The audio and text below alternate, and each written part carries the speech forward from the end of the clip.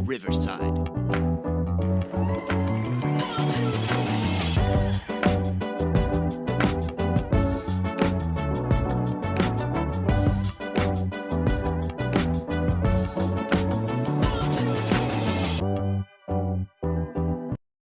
Welcome to the Vehicle City Sound Podcast. This is Volume 2, Episode number 34. Our air date is Sunday, October 20th, 2024. I am your host, C. Willie, joined again this week by the lovely and talented Butterpig? And she's keeping me around. We're going to have her tested. We're not sure why, but I'm still here in the seat. Tonight, though, we have, I mentioned this as we first introduced ourselves to each other as we came on before the show. I think the cool level on the show tonight has risen by about 10 points. He is an Air Force veteran, he is a chef, and he is a musician, in addition to being a strong family man as well. We're fortunate tonight to have on the show John Eason. John, welcome. Hey, thanks for having me. And, you know, we mentioned a number of things there, and I know, and we'll talk about the military background and the things that you're doing with that now today a little later on in the show as well. But your background is amazing. You know, you've done a myriad of things, and ended up now in music and doing some great things with that. Tell us about how this came about. How did you get to where you are today? You know, it's funny too. We left a lot of things out because we haven't updated that.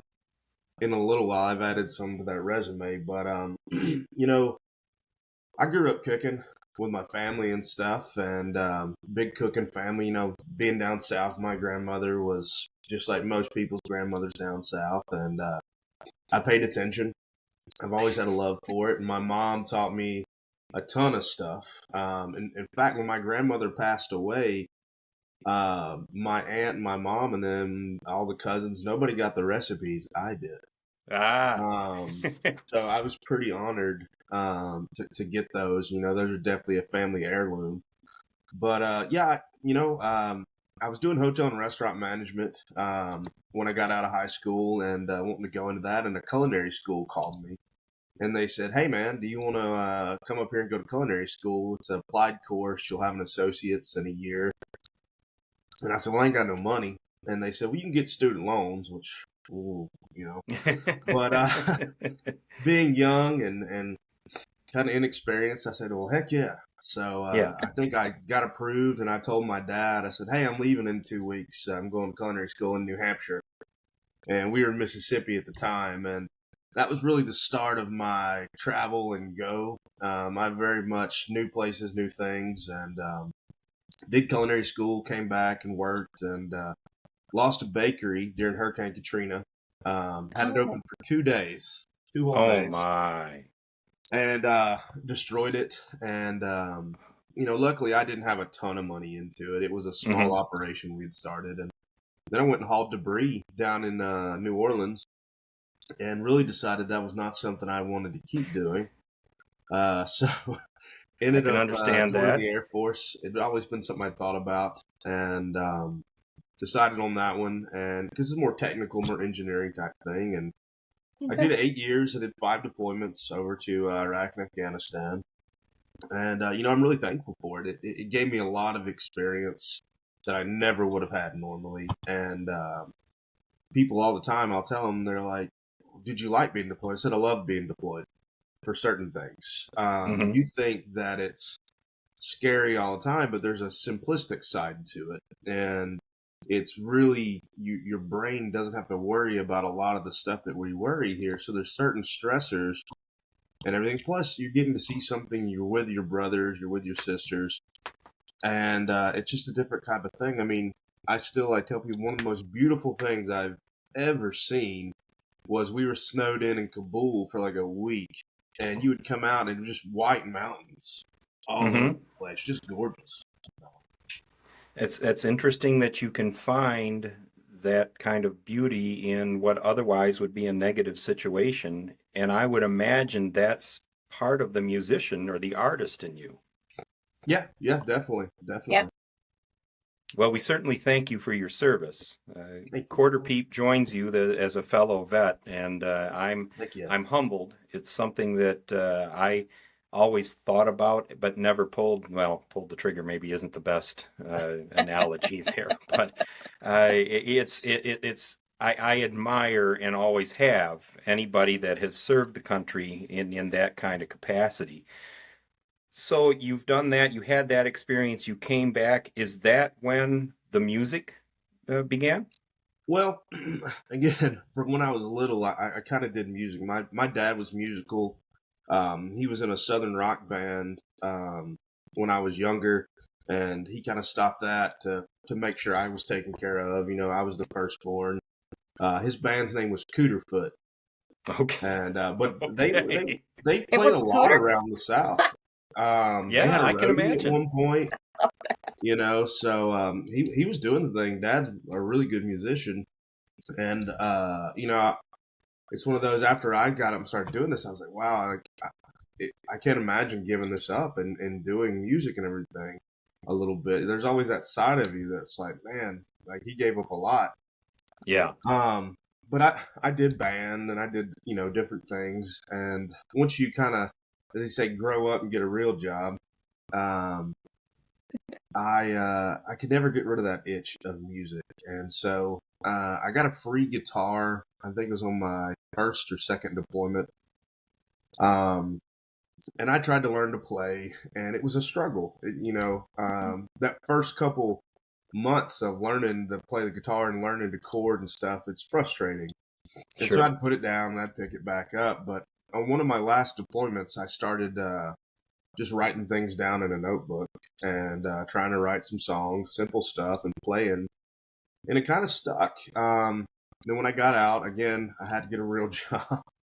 And I put it back down again, and then finally, I had a pretty bad couple years with PTSD, and was really struggling hard, and had to kind of reset myself. I was doing a lot of things that I shouldn't have been, drinking and drugs and bad stuff, and doing enough that it was a fine line if I was going to wake up the next day. Yeah, yeah, Um, and I picked that guitar up one day and I started playing again, and it just felt right. And I started writing again and started doing things. And I'd submitted down here to a company to get a publishing deal, and they accepted me. And I was kind of blown away. So I said, well, I'll be down there in 2 months then. So I saved up. I was giving plasma every day to make enough money to get gas. sure, Not every day, Yeah. twice a week. sure, Just anything I could. I didn't have a vehicle at the time, so I bought a pickup truck that didn't go in reverse for $700, and I loaded that and my coonhound up and came down here and was renting a little room and just started doing it. The pub deal didn't end up working out. I just didn't have the same views as that sure. place, but you know, I got a job and I started learning and working, and now here we are, 6 years later, and Well, supposedly and it's a 10-year town, so I think I got 4 more years. and for our listeners, where is here? Oh, I'm in Nashville, well, right outside of Nashville in a little town called Mount Super. Juliet. All right, all right. And been there for 6 years. You've had some success, obviously, Yep. going through there. The first song that we've got queued up, and you know, and I listened to the your music, and this is the hard hitting, good storytelling that we can all relate to, sort of country music. And the other thing that I really appreciate about your music, and Quarter Peep and I were just talking about this Hmm. today. You've got your own sound. You do. It's unique. It's raw. It's real. Thank you. People are going to love this. We listen to a number of artists, whether they're here or the folks that we're researching, and there's a lot that you can say, oh, I hear so and so in them, or I hear so and so in them. John, we listen to your music, and this is John Eason. That's the Hmm. sound. Thank you. That means a lot. I mean, I think a lot of that comes from experience. You know, I've lived a lot of life in my now 40 years and done a lot of things, experienced a lot of stuff. And I think that's one of the negatives to me with some of these music shows and stuff. Is people are so young going on there and they're thrust into places and they don't have a voice that they know is their own. And now too, because we in music a lot of times spend a lot of times even here in Nashville trying to play other people's music to make a living, Yeah. cover songs Yeah. and so on and so forth. Mhm. So you're singing with somebody else's voice a lot of times, Yeah. unless you're focusing on that original stuff. And I mean, I've been guilty of it just like anybody. When I first got to town, I had an idea of what I thought it was, and we wrote some songs, and then I come back and listen to them like, no man, we need to keep paring away at it. We need to take some more layers off and really show them what's underneath on things. And I luckily have written most of the songs I've released. I think have been written with two gentlemen, Hal O'Dell and Zach Hennard, and I'm very blessed to have fallen into that group of guys because they really helped me explore my voice, and without them, I don't think I would have it. Well, it's not manufactured music, and we were talking about that with Joe James 2 or 3 shows ago. That you're writing for yourself. You're writing for the folks that listen to you. You're not trying to become something that the producer over here at Mega Records wants you to be. No, I have no. When we sit down and write, we don't go, man, would this get on the radio? What's an idea that we could get on the radio? Yeah. We sit down and say, what do you guys got? What have you been having this week? What's been going on? We've got one that's probably going to get released next year. I think it was 3 a.m. I was sitting here watching this movie about another musician, and I think I was about a half a bottle of whiskey in, and watching his life and everything, and it related a lot to things I've been through, where there's times where I let alcohol control me instead of me controlling alcohol. Sure. And I had this idea of this man begging a woman to hide the whiskey, because if you could just hide that from me, I could stay with you just a little bit longer, and I might not walk away. And in times of my life, I've messed up good relationships and hurt good women because I tend to wander when I get to drinking and doing things. Sure. And wander away. So we brought And that again, on. So. That's what we can relate to. We've done that. And I say we, there are a number of people that are watching and listening to this right now that are shaking their heads and saying, yeah, Been there. done that. I Yeah, think that's what no music question. should do. I mean, It don't get me should. wrong. We all love a good toe tap and drinking song and everything, but if that's all you are, you know, as they say, you're all hat and no cattle. You know. Yeah. Well, speaking of that, and the real songs, tell me about "Got My Own Boots." Well, you know, it irritates the you know what out of me. I don't know if you guys cuss on here. No, go right ahead. All right. It irritates the shit out of me when you're putting stuff out, and these people will comment it, especially in this keyboard warrior day that we live in. Yes. You'll post a song, and you're just trying to share it with people, and somebody, you ain't no Waylon Jennings, or you know, you'll never be George Jones, and all these kind of things. And don't get me wrong, I love those. I have a Johnny Cash tattoo on my forearm because I relate to Johnny Cash so much. Mm-hmm. You know, we all grew up on those guys, but I'm not trying to be any of those people. You know, they might have led me along a thing, and they might have influenced me, but I'm not trying to fill their shoes at all. And so we were talking about that, and I'd been playing around with it, I think. And I said, I'm not trying to fill their shoes. I got my own boots. And we kind of ran with that theme, and we wanted to pay homage to a lot of the people that have been influences and musicians that I love. Like, I love Howlin' Wolf. One of my favorite songs is Smokestack Lightning, and I love the howl that he does in there. So I wanted to talk about that, and I wanted a howl in the song. So we took a lot of it. It's perfectly timed too. When you do it, it's awesome. Hey, let's get this one a listen. This is you know the story now. This is "Got My Own Boots" from John Eason.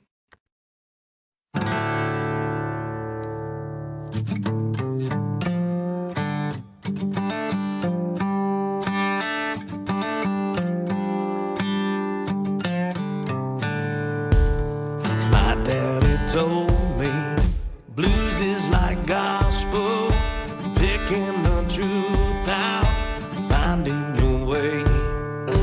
Baptized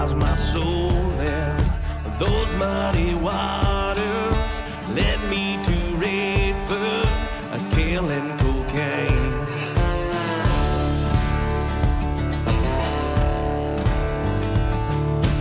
I laid my head down to bad mood arising. The sky was a-crying as I fell asleep. Out of the darkness, the wolf came a-calling. The smokestack of lightning and gave it to me.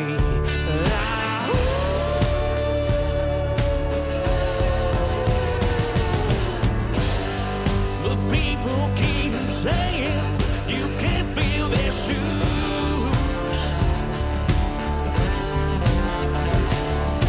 Hell no, I can't, and I ain't trying to. Whoa, I got my own boots.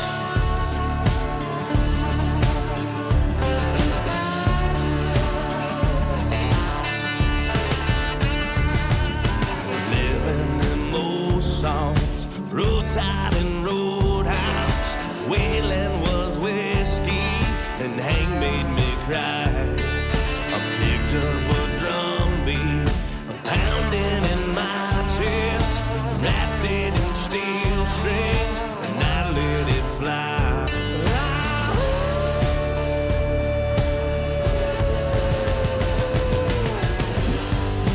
People keep saying you can't feel their shoes.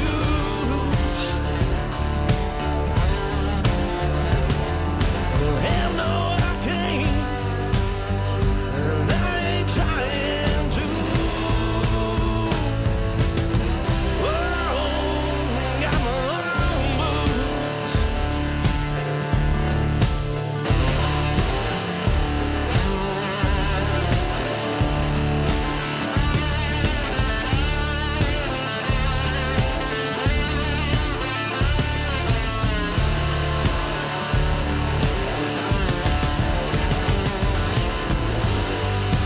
People keep saying you can't feel their shoes.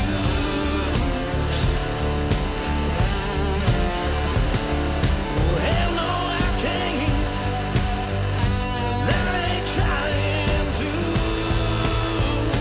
Whoa, got my own boots. Got my own boots.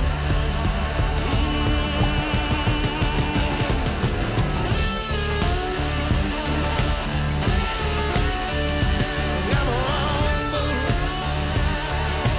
Yeah, yeah, yeah, yeah, yeah. Got my own boots. Oh, got my own boots.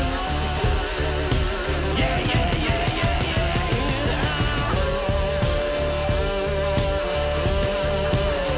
I got my own boots.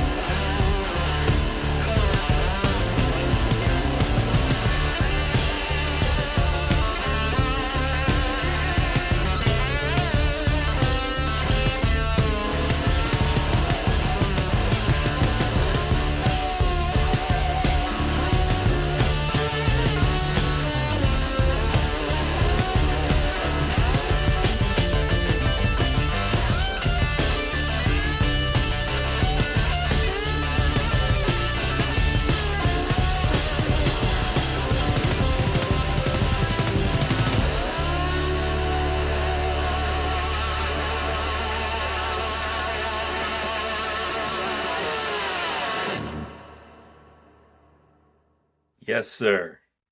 John I was like, Eason. yes. John Eason is setting the record straight. Way.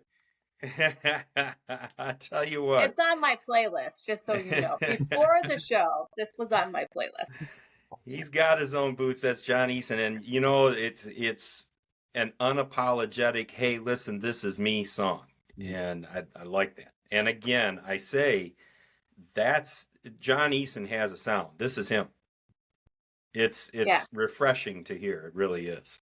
Yep. So, and you just trying to put out real stuff. Forget the this won't fit on radio. This will go on radio. This is acceptable. Not. I went into Wrights when I first got into town. They're like, oh, it's got to be 250 at the most. And now on purpose, sometimes I'm like, let's make it 5 minutes then, man. You know? We'll show them. With your Well, that kind boots of on. leads me into what I wanted to talk to you a little bit about too is what's your process? What's your creative process? You know, part of it is obviously it's very real. This is the stuff you've experienced, Hmm. the stuff that you're working with, the guys that you're working with, it's what they've experienced. Mhm. What's your process when you're putting together your music? I mean, we really, of course, as songwriters, we're all watching for things that inspire us, a line, when you're watching movies or hearing other things, something will click in your head and it'll pop up into you. And then sometimes you've got a melody you're humming. There's all these little things that kind of pop up. But when me and the guys sit down in the room, I swear the first hour is just talking. We just Mm-hmm. hash ideas out, and I'm like, I've been going through this. Well, I've been going through this, or this memory popped up. Lots of different things, and so we just kind of try and find that one thing that sticks out, and then we try and scrape all the bullshit off of it and Yeah. Mhm. strip it down to something that's real and relatable with people. And then sometimes, you observe stuff going out in the world today. And I'm not one for doing political songs or stuff like that, but Sure. songs that affect people and songs that, the real little people out there and the people that are suffering and going through things can relate to, because I think music is a way to reach out to people and say, hey, man, I understand. And Yeah. in the places that we have with music, I think it's more of our job to let people know that somebody out there understands what they've been through Yeah. and what they're going through, and if I can do that, I've told people a million times, if one person is affected in a way that saves their life or gives them a better day in any moment, my music has done everything that I wanted it to ever do. You know, it's really interesting to hear you say that, because really the next two songs that we've got queued for you, "Eulogy of a Working Man" and then "Brother, I've Been There," do exactly what you're saying. But I'd like to focus on the first one that we've got, "Eulogy of a Working Man." I can't say that I ever would have thought I'm going to be listening to a song about somebody who got injured on the job and then what happened to them after that. That to me does not fit what we would all look at as the traditional, this is what a country song is going to Right. be. But when you listen to it and you talk about it, you've just made a connection with anybody that's ever gone through this. And I think that's unique and commendable. It's I remember when we were talking about the idea, and I'm a big proponent for the little man, the farmers and the truck drivers and all the people out there. Not that other people don't matter, don't say that. I just Sure. relate to it a lot more. Right. And we were talking about, the folks that are out there really struggling. And I've been there where you're paying this bill, half of this bill. Maybe if I can get a little gas, maybe I can make it to work or do this or do that. Yeah. It's but you're one car wreck away, you're one injury or ER visit away from, I can't pay the rent, I can't do this, I can't feed my kids. And we really started hashing it out. And Robert Wheeler is not a real person, but we wanted kind of an amalgamation Sure. of people and things that was relatable, and roofer and everything. It just kind of all tied together. But that idea of getting swept away, and it really is, because if you get injured, your job will fill your position the next day. If you They die, will. they will fill your position the next day. And it really does make you feel like trash. Just like Yeah. I don't matter. And I can imagine that struggle every day of I've got to go, I've got to go, I've got to go. I can't be sick, I can't do this. And I wanted to put something out there, and we wanted to write something that said, hey, we honor you, we understand, and we're here to fight the good fight with you. Well, and at the time of this taping, we're dealing with everything that's going on in North Carolina and Yeah. Georgia with the hurricane that came through and the towns that have virtually been swept away. So I know there are a number of people that are facing what you're talking about in this Sure. song in one way or another. And we sit back in our homes and things are going well at this time, and we don't think about that. But gee whiz, the struggles and the challenges that are in front of somebody that deals with this, and you've captured this in Yeah. music. I mean, the one thing I'll say, I've been there, in Hurricane Katrina, losing, Yeah. pretty much everything. We were lucky. Yeah. We had some trees down on our home. We were lucky our home didn't get destroyed. It was a big brick home at the time.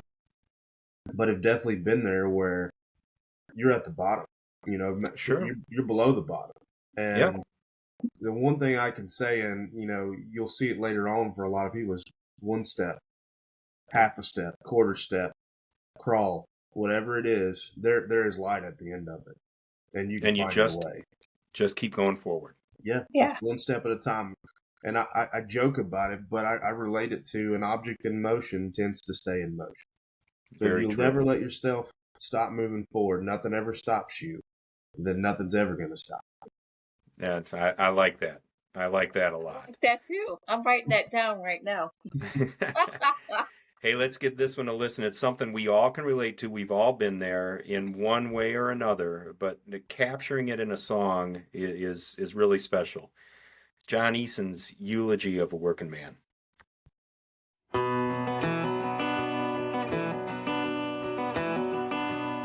Well, my name is Robert Wheeler, out of Crossville, Tennessee. I was 13 years a roofer, good cash money every week. Well, that ladder slipped beneath me, and I fell and broke my back. I've been laid up spending money that I never really had. Well, that house of credit cards came crashing down on my dreams. Nothing left but lint and pennies in the pocket of my jeans. Yeah, pink eviction notice I found stuck to my front door. That's what happens when a working man can't work no more. Where will I go where there ain't no hungry and there ain't no cold? Why try it out? Spend your whole life running until you fall and get swept away like trash on the floor. When a working man can't work no more.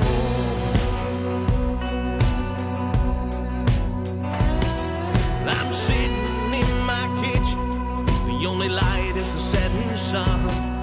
On the table there's a marker, piece of cardboard, and a gun. A beggar's sign or a bullet, it ain't that hard to pick. I'm so damn tired of dying slow. Hey bullet, make it quick.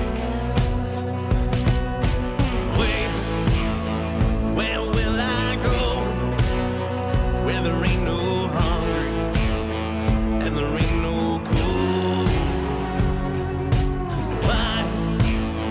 Why try it out? Spend your whole life running until you fall and get swept away like trash on the floor. When a working man can't work no more.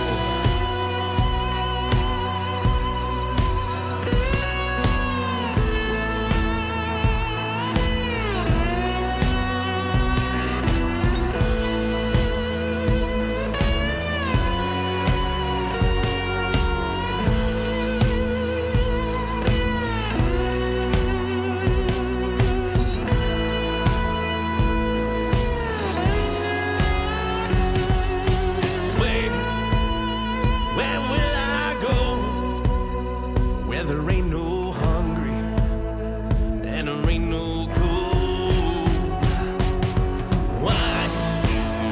Why try it out?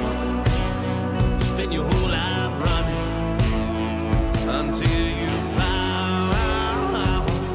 It ain't right to work your whole life and die poor, but that's what happens when a working man can't work no more.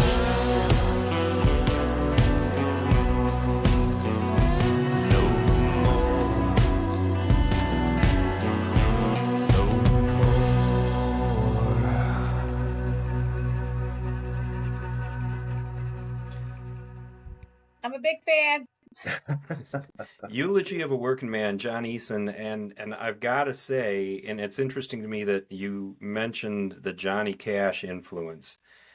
That to me, I could hear that. You know, I'm not saying, oh, that's Johnny Cash there. I'm saying that influence comes out in that song because Johnny did a lot of those songs that were, you know, folks can relate to because they're in a bad situation. Yeah. This is another, and you know there are a number of people out there that are in that same situation. You just sang their song. It's some very interesting lines in there that really hit hard and go deep. No question about that. Beautiful song.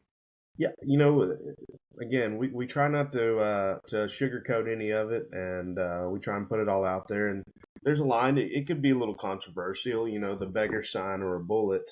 That one hits hard. Yeah, but I feel like, and I know a lot of men and people that you're very prideful, and you can't bear to let people down. I think that's a thing that destroys a lot of men out there of the fear of letting someone down. And when you finally do, they're better off without me type of mentality. Yeah. And going through some of my mental health struggles and things like that, I relate to it a lot. And so I wanted to put what I felt they would really be going through and thinking. On a whole nother level, you're taking your experience and what you've gone through and doing something very positive with it. I wanted to talk about Songs for Heroes. You are the CEO of the Songs for Heroes organization and doing some major things. Would you tell us a little bit about what this entails? I know there is a program, I believe, a festival coming up in November that's all part of this. Let us in on what this is all about. Sure. Well, again, wanting to give back and work with people and do things. I guess it's about 2 years ago now, maybe a little bit earlier. I reached out to some of the organizations that work with veterans and do things, and I couldn't get anybody to really message me back. I couldn't find a way to get my foot in the door. And my then just publicist and me, we kind of talked about something like this, but I was going up to Missouri to play an event called Freedom Jam. So they wanted me to come up and play a little bit before and just build some fans. And they took me to this Veterans Museum, and it's now the Mid-America Veterans Museum. And I went in, it was different than any Veterans Museum I've ever been to, because most of them, they have some pictures and they have some artifacts and they talk about what general did this and they give you the timelines and so on and so forth, but they don't talk about that little guy. They don't talk about the people that really made it possible. Honestly, the cannon fodder type people, which is what made wars possible. And I walked into this place and it was completely different.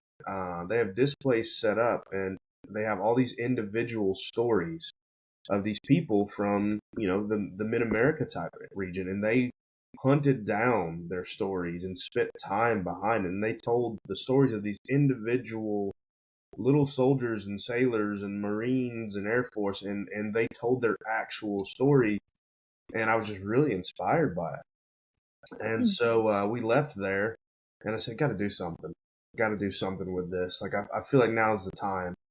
So I talked with Diana, and we started planning some things up there, and we did our first one last year, and we wrote 16 songs over 2 days, and I liked that format because I felt like it was more personal and more raw to, like, let's just power into it.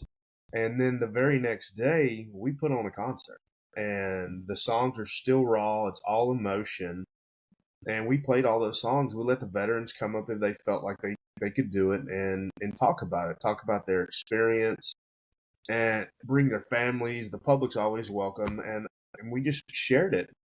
And we had veterans that told us, I told you things in this 3 hours that I've told no one. I've been married for 30, 40 years and I told no one about this. Yeah. And it's kind of like, to me, when you sit down and do some of that stuff, it's like letting steam off a steam engine. If you don't let steam off a steam, it eventually will blow. Yes. And it's kind of like that. So we started working and doing that, and we're trying to build the mission right now. It's difficult to build a nonprofit.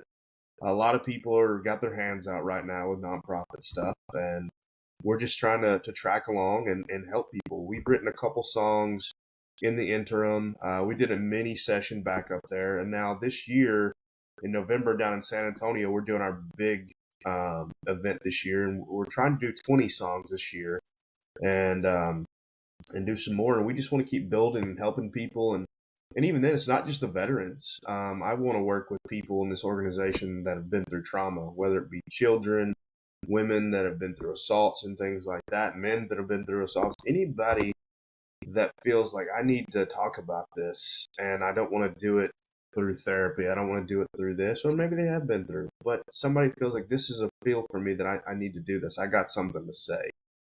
And we want to sit down and do that with them. Our goal is eventually to be recording and putting these songs out to share, just like my songs, where people can hear it and relate to it and know that somebody understands. You know, we wrote with a Vietnam veteran, Fred Hudgens, and he's had survivor's guilt for so long about things, and really he knows it was out of his control, but he felt it, and you know, his song is called "I Apologize," and it was his apology to these young men that he wasn't there with from his hometown.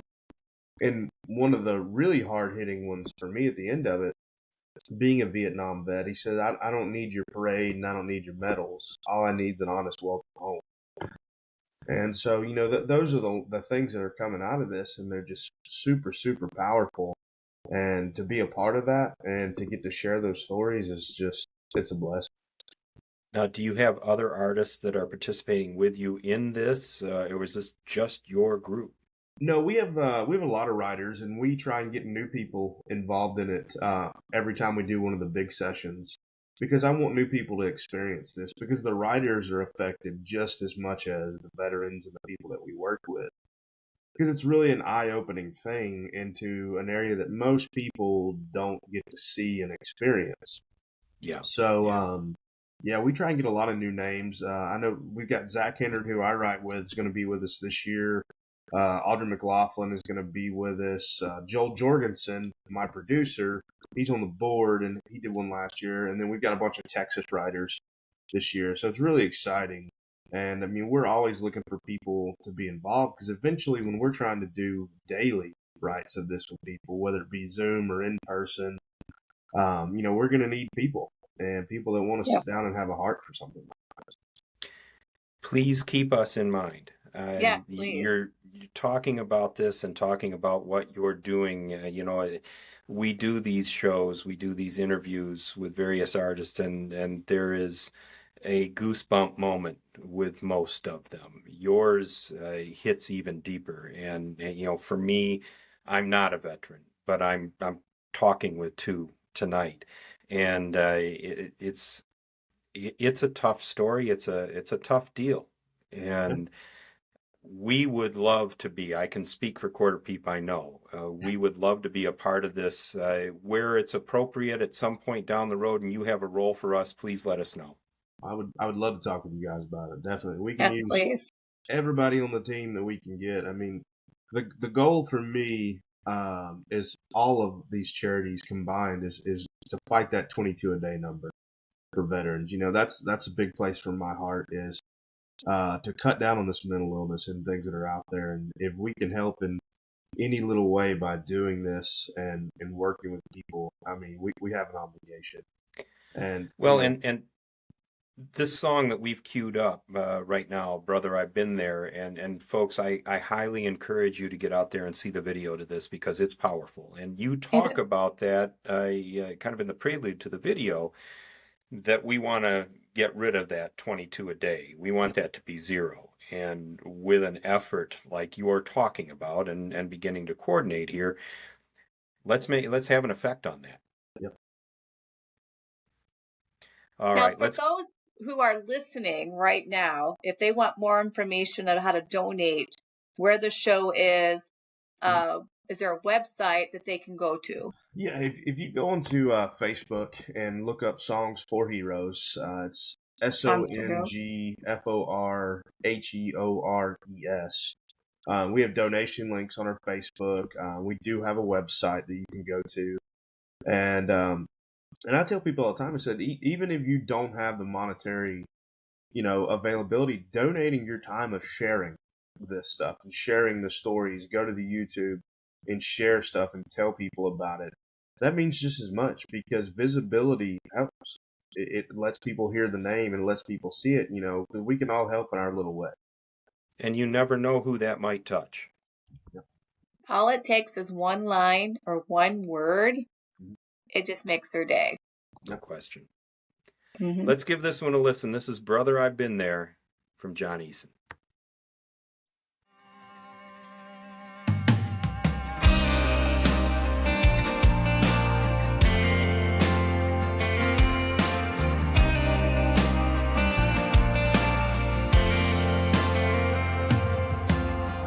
Do you stalk the silence like a hound hunts its prey? Can't keep your mind from racing as it runs away. Do the demons chase you till you're just too tired to sleep? So you numb the world away, but you lose yourself. You're in too deep. Brother, I've been there.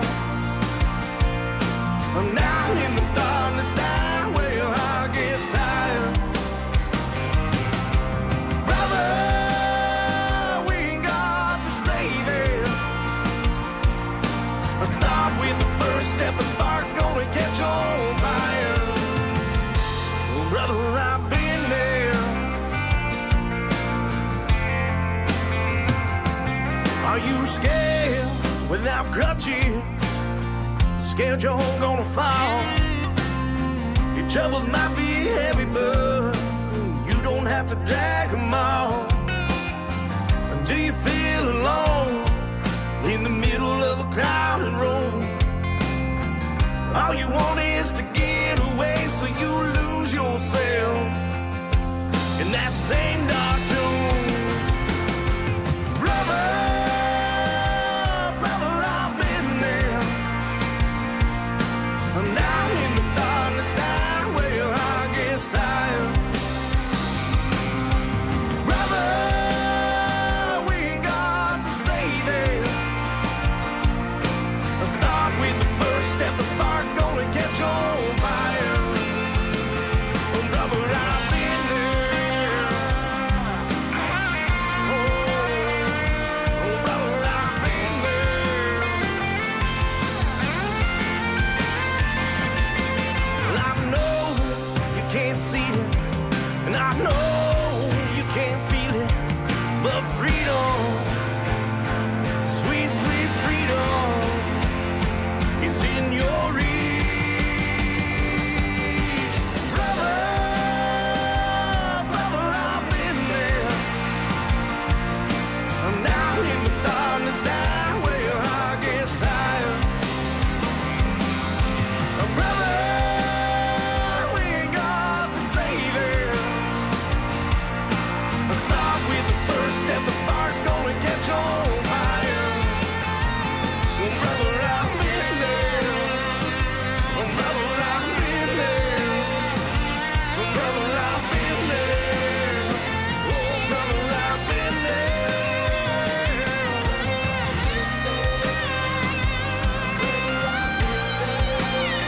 Oh, I've been there. Brother, I've been there.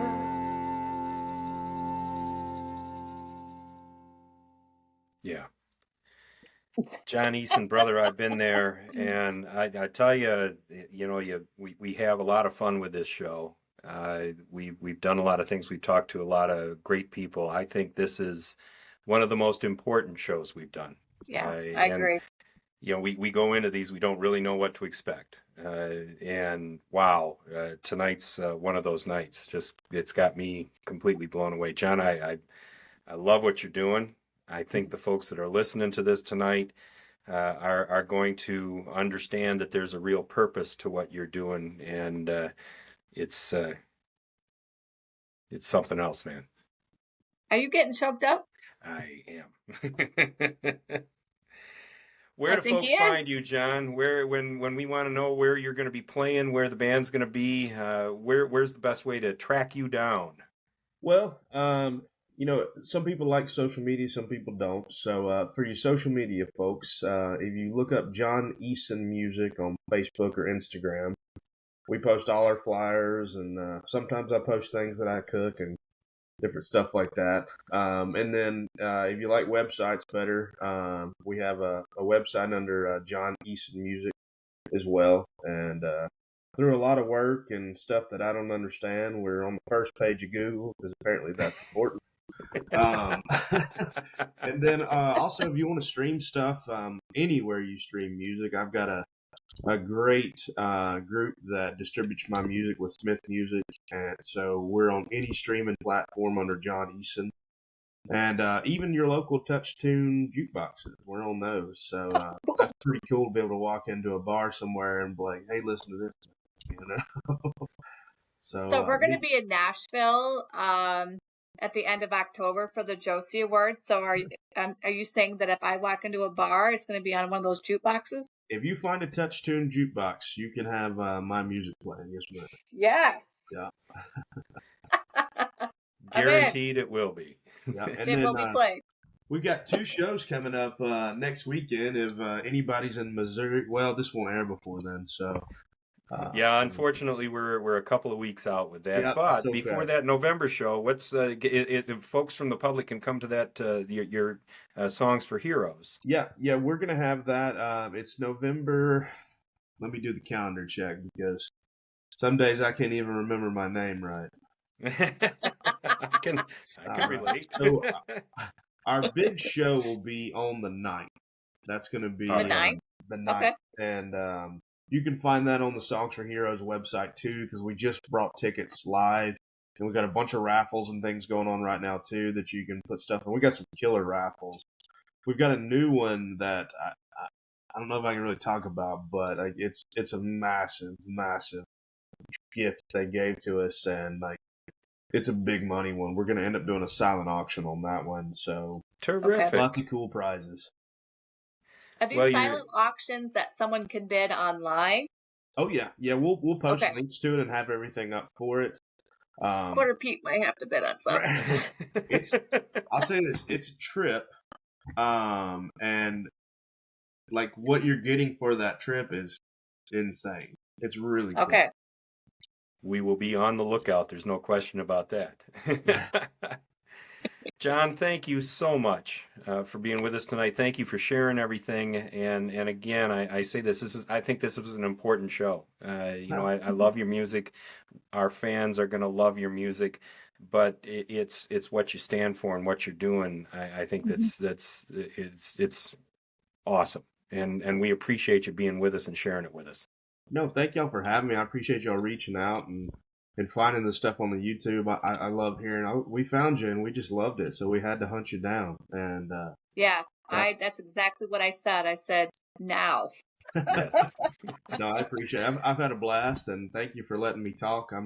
I'm good at that when I get something I like to talk about. Well, we appreciate it. Quarter Peep, who do we have coming up next? We have Billy Joe Jones. All right. We're looking forward to that. She's going to be a lot of fun. I think that's going to be a wrap on tonight's show. Again, I want to thank John Eason for being with us. John, thank you for everything tonight. Really appreciate it. Thank you. And listen, folks, you know where to find us. We're on Spotify and virtually all the other platforms. If you want to get in touch with us, you can always drop us an email at vehiclecitysound@gmail.com. You want to find out where we're going to be and that trip coming up here in another week to Nashville, we're looking forward to, vehiclecitysound.com. We want to hear from you. We want to find more folks like John Eason. Let us know where they are. And please, going out and support Songs for Heroes. There's some great stuff going on. I think we can all make a real difference with this. Thanks a lot for listening, everybody. John, thanks for being here. Folks, be good.